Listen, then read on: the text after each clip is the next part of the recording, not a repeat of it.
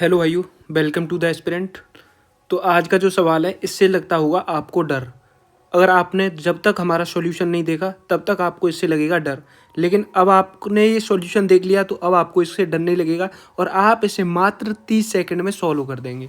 तो क्वेश्चन क्या कह रहा है, यदि समान ब्याज दर पर रेट जो है हमारा क्या है, सेम है, समान है, 2 वर्ष का साधारण ब्याज 44 है और 2 वर्ष का चक्रवृद्धि ब्याज जो है 45 है, तो हमें क्या पूछा है, मूलधन क्या है।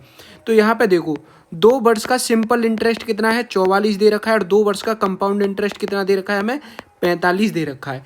अब आपको ऐसे लिख लेना है, जैसे मैं लिख रहा हूँ ऐसे लिखना है, 2 साल का कंपाउंड इंटरेस्ट 45 और 2 साल का सिंपल इंटरेस्ट 44। इनके बीच में डिफरेंस कितना है वो यहाँ पर लिखना है 1। अब यहाँ पे देखो, 2 साल का साधारण ब्याज कितना दे रखा है, 44 दे रखा है। 2 साल का साधारण ब्याज 44 दे रखा है, तो 1 साल का कितना हो जाएगा, 22 हो जाएगा। इस 22 को आपको यहाँ पे नीचे रख देना है और गुणा कर देना है इसका 100 में, गुणा कर देना है इसमें 100 से। 2 से ये 11 बार जाएगा और 2 से ये कितनी बार जाएगा, 50 बार जाएगा। तो ये क्या आ गया, ये हमारा रेट आ गया। रेट कितना हो गया, 50/11 हो गया। रेट कितना हो गया, 50/11 हो गया।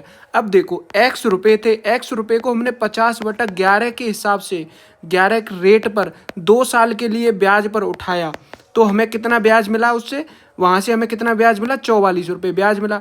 2 से देखो, 50 से ये 2 बार जाएगा और 2 से ये 2 बार कट जाएगा। अब x/11 बराबर कितना हो गया, 44 हो गया।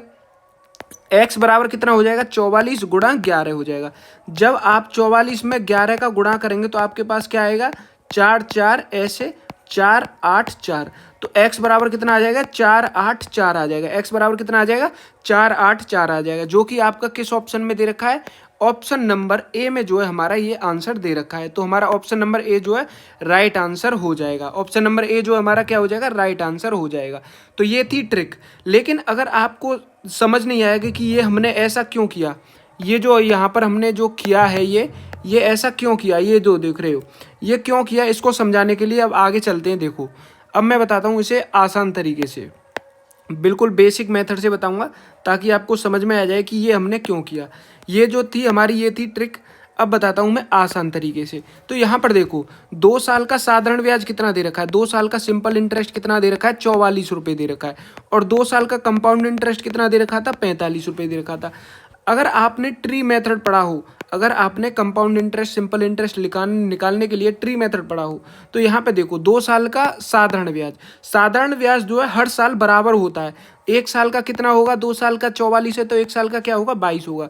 मान के चलो यहाँ पे कुछ पैसे हैं, यहाँ पे कुछ पैसे हैं, उनको हमने ब्याज पर उठाया, कोई रेट था उस पर उठाया, तो उस पर पहले साल जो ब्याज साधारण ब्याज मिला वो 22 रुपये मिला। दूसरे साल जो साधारण ब्याज मिला वो कितना मिला, वो भी 22 रुपये मिला, तभी तो ये 44 हुए। लेकिन इस 22 पर भी यहाँ पर ब्याज मिला कितना, 1। क्यों मिला 1, क्योंकि यहाँ पे आपको पता चल रहा होगा ये एक एक्स्ट्रा है, तो यानी ये एक ब्याज जो मिला है ना, वो हमें मिला है 22 पर।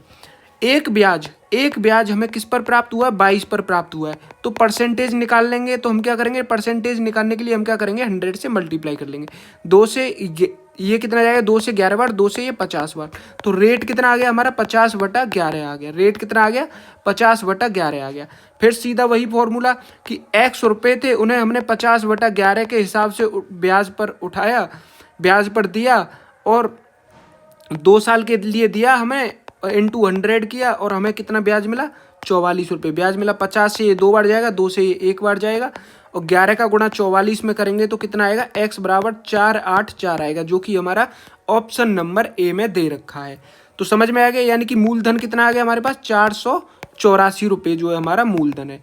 अगर आपको वीडियो अच्छा लगा हो तो सॉल्यूशन अच्छा लगा हो तो वीडियो को लाइक करें और चैनल को सब्सक्राइब करें। मिलते हैं अगली वीडियो में, तब तक के लिए धन्यवाद।